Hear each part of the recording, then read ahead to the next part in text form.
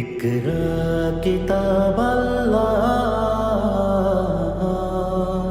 জেনে নিন কোরআন শেখার সহজ উপায়। আসসালামু আলাইকুম রহমতুল্লাহি ওয়া বারাকাতুহু। দুনিয়াময় ছড়িয়ে থাকা বাংলা ভাষাভাষী কোরআন শিক্ষায় যারা ইতিমধ্যে আমাদের সাথে সম্পৃক্ত হয়েছেন, প্যানভিশনের এই অনন্য আয়োজন কোরআন শেখার সহজ উপায় থেকে সকলকে আন্তরিক মোবারকবাদ এবং সুস্বাগতম। বন্ধুগণ, কোরআন শিখতে হলে কোরআনের যিনি পড়াচ্ছেন তার সাথে একটি আত্মিক সম্পর্ক গড়া খুব জরুরি হয়ে পড়ে। তার কারণ দুনিয়ার যে কোনো শিক্ষা থেকে কোরআন শিক্ষার বাস্তবতাটা একটি ভিন্নতা রয়েছে, কারণ এটা ওয়াহির জ্ঞান, এটা পুত পবিত্র একটি সত্তা। আল্লাহ রব্বুল আলামিন এই বিশ্ববাসীর জন্য হেদায়েতের শেষ উপকরণ হিসাবে রাসূল সাল্লাল্লাহু আলাইহি ওয়াসাল্লামের প্রতি এই কোরআন নাজিল করেছেন। অতএব আমার একটি বিশ্বাস, যারাই কোরআন শিক্ষার জন্য আমাদের এই আয়োজনে সামিল হয়েছেন, সকলে যেমন আমার জন্য দোয়া করছেন, আমিও নিরন্তর এবং হৃদয় খোলা দোয়া এবং তাদের সকলের শুভকামনার মাধ্যমেই আজকের এই ৩৮তম পর্ব শুরু করতে যাচ্ছি ইনশাআল্লাহ। আসুন আমরা সরাসরি চলে যাব আজকে এমন একটি পদ্ধতিও শিখব, আবার কোরআন থেকে শিখব। আমাদের কোরআন শিক্ষার পদ্ধতিগুলোর মধ্যে যে দুর্বল দিকটি রয়েছে তার মধ্যে এটি একটি, অর্থাৎ প্রথমে আমরা আলিফ বা তাসা শিখি, তারপর এটার নাম দিয়েছি কায়দা, তারপর জের জবর পেশ, এগুলোর মধ্যে কায়দায় 1 2 3 4 করে ভাগ করা আছে। তারপরে আবার কিছু শিক্ষা, তারপরে এক পর্যায়ে কোরআন শিক্ষা। অথচ আমি যে আলিফটি শিখেছি সেটা কোরআনেরই একটি বর্ণ, আমি যে জবরটা শিখছি তা কোরআনের মধ্যেরই একটি বর্ণ, ফাতিহা সূরাটা শিখেছি এটা কোরআনেরই একটি আয়াত, আমি যে সূরা নাস শিখেছি প্রথম 10টি সূরা এটা কোরআন থেকেই। যদি আমরা সরাসরি কোরআন দেখে দেখে শিখতাম তাহলে ওখানে তিলাওয়াতটা আর ভুল হতো না। আর আত্মতুষ্টিতে আমরা অনেক সময় ভুগি যে কোরআন পড়তে পারি নাই, তাতে কী হয়েছে, ওই 10টি সূরা কোনো রকম তো মুখস্থ করেছি, যাক এটা দিয়ে সারা জীবন পার করে দেব, এরকম একটা টেন্ডেন্সি সবার ভিতরে কাজ করে, কিন্তু তিলাওয়াত হয়ে যায় ভুল। পরবর্তীতে শেষ বয়সে হয়তোবা কেউ বিভিন্ন উপায়ে, যেমন বাড়িতে হুজুর রেখে একটু তিলাওয়াত শেখার চেষ্টা করেন। কিয়ামত পর্যন্ত কোনো ব্যক্তি সরাসরি কোরআন না দেখে যদি সে সহি শুদ্ধ তিলাওয়াত করতে চান, এটা সম্ভব না। তার কারণ একই জাতীয় হরফ কোরআনে রয়েছে একাধিক। তো মজার ব্যাপার হচ্ছে, আপনি খেয়াল করে দেখুন, অঙ্ক, বাংলা, ইংরেজি এগুলো যেমন ক্লাস চেঞ্জ হলে এক একটা ক্লাসিফিকেশন করা হয়। যেমন ক্লাস 1-এর বাচ্চাকে স্বাভাবিকভাবে ব্যাকরণ অর্থাৎ গ্রামার আর্টিকেল এগুলো শেখানো হয় না, সেভাবে শব্দও তাদের তৈরি থাকে না বইয়ের মধ্যে। কিন্তু 6-এর বইয়ের বাচ্চার মধ্যে ভিন্নতা আছে, 10-এর স্টুডেন্টের বইয়ের মধ্যে ভিন্নতা আরও বেশি, সেখান থেকে অনার্স মাস্টার্স ইত্যাদিতে। কিন্তু কোরআন এমন যে সৌদি আরবে যে আলিফ, বাংলাদেশে সেই আলিফ। আপনি আলিফ শিখলেন মানে তামাম দুনিয়ায় যত আলিফ আছে সব আলিফ একসাথে শিখে ফেলেছেন। আপনি যখন ইয়াটা শিখেছেন, একবার শুধু ইয়া শিখেছেন, এই যে কোরআন নতুন করে আর কোনো ক্লাসিফিকেশন তৈরি করবে না, আপনি কোনো কোরআন নতুন করে ক্লাস দিবে না। হ্যাঁ, যদি আপনি কোরআনকে বেশি করে বুঝতে চান, কোরআনের ভাব গাম্ভীর্যতা ইত্যাদি যদি আপনি সেই দিকে যান, তাহলেও আমি বলবো আল্লাহ সেখানেও সহজ করেছেন। তার কারণ কোন বান্দা কতটুকু পারবে সেই হিসাব করেই তো আল্লাহ তাআলা কোরআন নাজিল করেছেন। পৃথিবীতে সবচেয়ে নাবুজ মানুষটিও কোরআন পড়বে, কারণ কোরআনের ব্যাপারে আল্লাহ বলছেন ওয়া ইন্নাহু লাযিকরুল্লাকা ওয়া লিকাওমিকা ওয়া সাওফা তুসআলুন। আল্লাহ তাআলা বলছেন যে নিঃসন্দেহে হে রাসূল, এই কোরআন তোমার এবং তোমার উম্মতের জন্য পাথেয়, এ ব্যাপারে আমি অবশ্যই সকলকে জিজ্ঞাসা করব। তাহলে আমি মনে করি সাধারণ জ্ঞানী, বুদ্ধিমান, বিবেচনাশীল, অর্থনীতিবিদ ইত্যাদি এরা তো কোরআন অবশ্যই পড়বে। একেবারে কম জ্ঞান আল্লাহ এই পৃথিবীতে যাকে দিয়েছেন তার জ্ঞানের মাপকাঠিতে আল্লাহ কোরআন নাজিল করে সেও যেন পড়তে পারে, সেই যোগ্যতার আলোকে আল্লাহ কোরআন সহজ করে নাজিল করেছেন, কারণ তাকেও কোরআনের ব্যাপারে জিজ্ঞাসা করা হবে। তাহলে সে যদি পারে কোরআন পড়তে, তাহলে আপনি পারবেন কখন? আপনি তো আরও তাড়াতাড়ি নিতে পারবেন। অতএব কোনো জটিলতা নাই, বক্রতা মুক্ত এই কোরআন। আর মক্তবের ওই যে ক্লাসিফিকেশনের ফলে আমরা মনে করেছি কোরআন মনে হয় প্রথমে সূরা মুখস্থ, এরপর এটা, এটা না, বরং আপনি যা শিখছেন কোরআনই শিখছেন। আমি ঠিক ওই জায়গাটিতে কাজ করেছি। এবারে আমরা চলে যাব, কোরআনের মধ্যে সর্বমোট 4টি সাক্তা আছে। সাক্তা কী জিনিস এবং কিভাবে তেলাওয়াত করব, আমরা সরাসরি কোরআনের আয়াত দেখে দেখে সেগুলো তিলাওয়াত করব। কোরআনের যে কোনো জায়গা থেকে আপনি তেলাওয়াত করতে পারলেই হলো, তাহলে আপনি কোরআনের যে কোনো জায়গা থেকেই তেলাওয়াত করতে পারবেন। একটা জায়গা থেকে আপনি একটা আয়াত পড়েন, ওই আয়াতের মধ্যে বা যেরকম আছে গোটা কোরআনে বা সেরকমই।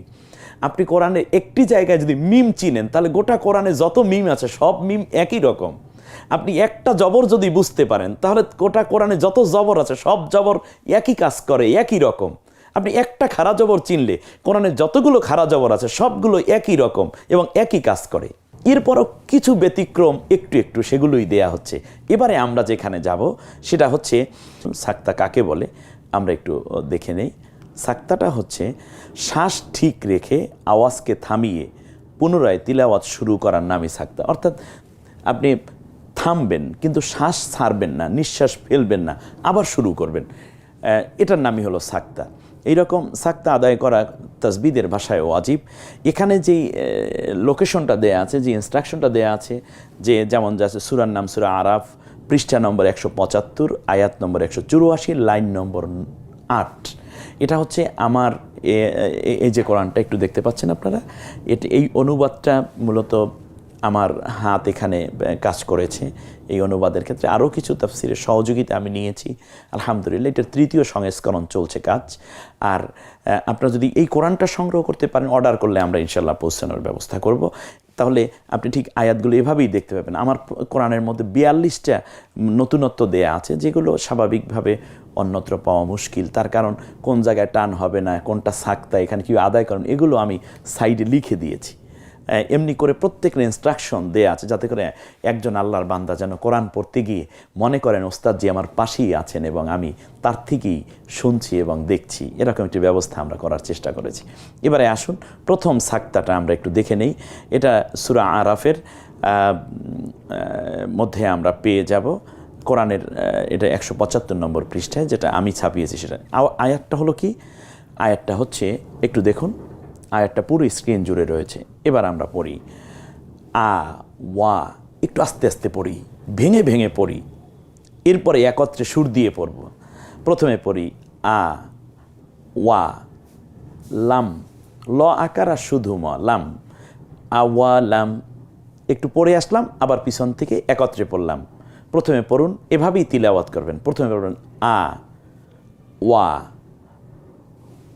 লা ম, এবার মিলে পড়ি আওয়ালাম। এবার একটু তাড়াতাড়ি পড়েন আওয়ালাম, ইয়া তা ফা, ইয়া তা ফা। তারপর কটাকে 2বার উচ্চারণ করব একটা জবর দিয়ে, তা ফাক্কা, তা ফাক্কা। খেয়াল করুন, তা ফাক্কা, ওই প্রথমে ফাক মানে যজমলা, তারপর জবরটা আছে, এই তো তাসদিদ। তা ফাক্কা, আমরা কাপটাকে 2বার বলবো, 2টা ক বলবো। তাই প্রথমটা যজমের মতো হসন্তের মতো বলবো, দ্বিতীয়টা আকার দিয়ে বলবো। তাই একটা ক যজমের মতো তাফাক, আবার জবরে আকার আছে তাফাক্কা। এটাই হলো তাসদিদের কাজ, মনে হয় আপনাদের মনে আছে। তাফাক্কারু, আওয়ালাম ইয়াতাফাক্কারু। আমি থামলাম, এখন শ্বাস ছাড়লাম। তার কারণ হচ্ছে এখন পড়াতে হবে, এই জন্য আপনাদেরকে বোঝাতে হবে, জানাতে হবে, এজন্য থেমে শ্বাসটা ছেড়ে দিলাম। কিন্তু যখন আপনি পুরো তেলাওয়াত করবেন তখন শ্বাস এভাবে থামবেন, কিন্তু শ্বাসটা ছাড়বেন না। যেমন আওয়ালাম ইয়াতাফাক্কারু মা, এই যে আমি থেমেছিলাম কিন্তু শ্বাস ছাড়ি নেই। মা বিসাহিবিহিম মিন জিন্নাহ, আওয়ালাম ইয়াতাফাক্কারু মা বিসাহিবিহিম মিন জিন্নাহ। মিন, এখানে ইকফা হবে কারণ নুন সাকিনের পরে জিম এসেছে। সাহিবিহিম মিন, এখানে হাঁটা চাপ দিয়ে পরের হাঁটা, প্রথম হাঁটা গলায় চাপ দিয়ে পরের হাঁটা, সাহিবিহিম, এই হাঁটা আবার গলায় ছেড়ে দিয়ে এরপরে মিমের উপর তার জজমের পরে তাসদিদওয়ালা মিম এসেছে, অতএব জজমের পরে তাসদিদ আসলে জজমালা হরফটি উচ্চারিত হবে না। সাহিবিহিম মিন জিন্না মিং, মিং তাও সাও জিমো দালো দালো ঝা, মিং জিন্না। এটি একদিনে পারবেন না, একদিনে পারবেন না। আমরা পেরেছি অনেক বছর পরে, আপনি একদিনে পারবেন কি করে? অতএব শুরু করুন, এক সময় পেরে যাবেন। না পারলে আল্লাহকে সিজদায় পড়ে বলতে হবে, আল্লাহ গো আমি পারছি না, তুমি আমাকে সাহায্য করো। আল্লাহ সাহায্য অবধারিত। পরের অংশটুকু দেখি, ইন হুয়া, ইন হুয়া, কারণ হচ্ছে এটা ওই 15টার একটাও আসে নাই, অর্থাৎ মূলত এটা ইজহার করে পড়তে হয়, স্পষ্ট করে পড়তে হয়। হামজা হা আইন হা গইন খ, এটা হলো ইজহারের হরফ। তো সেজন্য ইন হুয়া, এই হাটা এসেছে। ইন হুয়া ইল্লা ইল্লা নাযীরুম মুবিন। একটু খেয়াল করুন, ইন হুয়া ইল্লা নাযীরুম মুবিন। নুনটা মুবিন, আয়াতের শেষে গিয়ে মুবিন, হার্ট ব্রেক করবেন না, মুবিন। তেলাওয়াতের সৌন্দর্য বেড়ে যাবে। যে হরফটা আছে ওইটাকে ধরে একটু সামনে, ওই যে রেলগাড়ি একেবারে শেষ দিকে গিয়ে একটু করে থামে যেভাবে আস্তে আস্তে, ওইভাবে আয়াতটা ছেড়ে দিবেন, তেলাওয়াতের সৌন্দর্য বেড়ে যাবে। দ্বিতীয় যেই সাক্তার উদাহরণ আছে কোরআনে, সেটা হচ্ছে সূরা ইউসুফ, আয়াত নম্বর হচ্ছে 29, পৃষ্ঠা নম্বর পাবেন এই কোরআনের 239 নম্বর, এবং লাইন হলো 12তম লাইনে। এবারে আমরা সেই আয়াতটা দেখি। এখানে ইউসুফ আলাইহিস ইসলামকে আজিজ মিশর বলতেছিলেন, ওই নারীর সেই প্ররোচনায় পড়ে যখন ইউসুফ আলাইহিস ইসলাম দৌড় দিলেন অন্যায় থেকে বাঁচার জন্য, এক পর্যায়ে তর্ক হচ্ছিল, তখন মহিলাকে কেন্দ্র করে বলল যে তুমি থেমে যাও, আর ইউসুফ আলাইহিস ইসলামকে আজিজ মিশর বললেন ইউসুফু ইউসুফু আরিদ ইউসুফু, সুর দেবেন, পরে আগে দেখেন ইয়ার উপর পেশ, পেশের পরে ওয়াও সাকিন একালিপ টানবেন, ইউসুফু, সিনের স ফয়ের ফ, দুইটাই রস্যকার, সুফু আরিদ আন হাযা হাযা। এরপরে কি থামবেন এখানে, ওয়াস্তাগফিরি লিযামবিক, ওয়াস ওয়াস, ওয়ার উপর জবর, তারপর স, ওয়াস তাগ ফি রি, জেরের পরে ইয়া সাকিন একালিপ আমরা টেনে পড়ব, লিযামবিক যামবিক,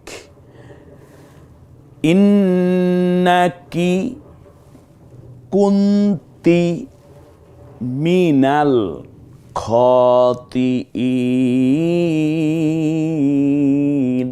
খ, ওই জবর একালিপ টানতে হবে, এবং আমরা জানি ওই 8টা অক্ষর যার উপর জবর হলে আকার না হয়ে একক উচ্চারিত হয়, তার মধ্যে আছে খ, স, দ, ত, জ, গইন, কফ, র।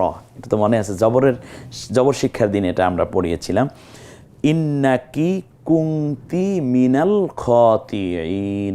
এবারে আমরা আসি, ইউসুফ ইউসুফ আরিদ আন হাযা ওয়াস্তাগফিরি লিযামবিক।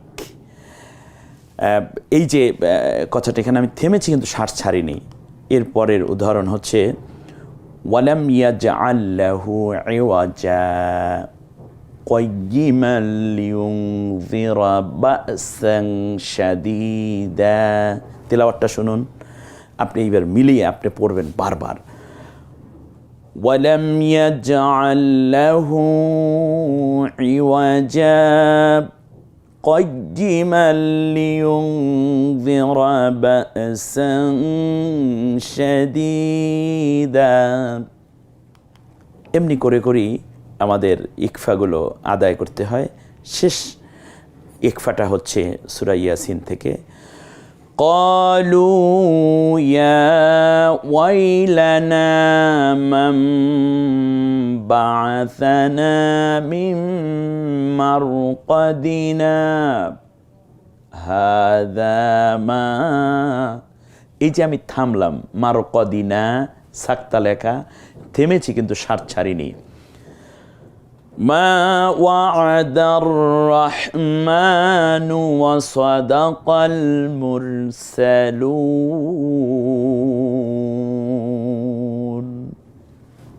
আমানতু বিল্লাহ। আল্লাহ রাব্বুল আলামিন আমাদের সকলকে আগামী 39তম ক্লাসে, আমরা সর্বমোট 40টি পর্বই করব নিয়ত করেছি, 39তম পর্বে আবার প্যান ভিশনের কোরআন শেখার সহজ উপায়ে থেকে কোরআনের নূর নিয়ে সাজানো এই বর্ণিল আয়োজনে আরও বেশি নিজেকে রাঙিয়ে তোলা, কোরআনের নূরে উদ্ভাসিত জীবন যেন বারবার আমাদেরকে আরও বেশি সুশোভিত সুসমণ্ডিত করে দুনিয়া আখেরাতে কামিয়াবি হাসিলের তৌফিক দান করেন মহান রবের কাছে সে কামনা করি। আজকের মতো এখানেই সমাপ্তি। আসসালামু আলাইকুম ওয়া রাহমাতুল্লাহি ওয়া বারাকাতুহু।